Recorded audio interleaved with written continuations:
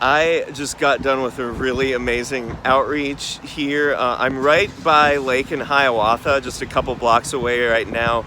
But we go out to the light rail station there every Tuesday and share Jesus with people there. And so there were just dozens of people that got to hear the gospel. But one thing that I've been noticing that's been happening is it's like, we park 3 blocks away or so, we walk there, we walk back afterwards, and it's like going there's like a trail of ministry that happens, and then coming back, there's like another trail of ministry that happens. So today, before we even took a step towards the train station, a woman came up to us and asked us if we could buy her some food. So we took her to a restaurant. She had been, she's got more stuff going on in her life that I could probably remember even.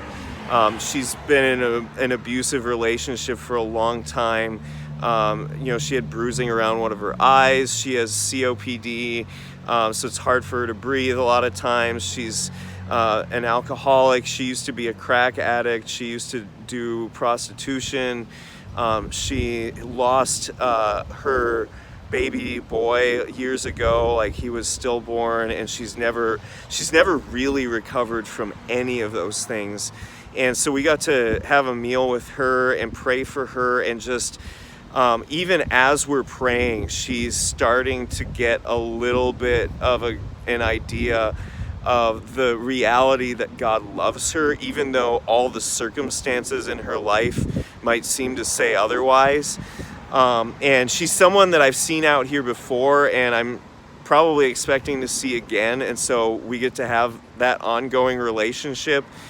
So I got to pray for her, got to pray for another guy in our trail going to the train station, and then afterwards we were coming back, and there were 3 people sitting alongside by this bus stop, and we gave them, little booklets or whatever, and they asked about what church we went to, and I gave them some information on churches I'm connected with here in South Minneapolis. And the one lady was saying just yesterday she was on her phone and like a Bible verse popped up. I'm not sure what app or anything like that, but she knew right at that moment that God's work in her life was not finished, and she needed to get back connected with the Lord because she's been walking on her own.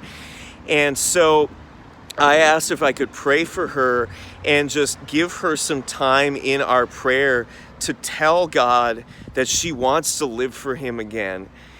And she's like, sure. So I prayed over her. She prayed then after that. She was basically praying to rededicate her life to the Lord, but entirely in her own words.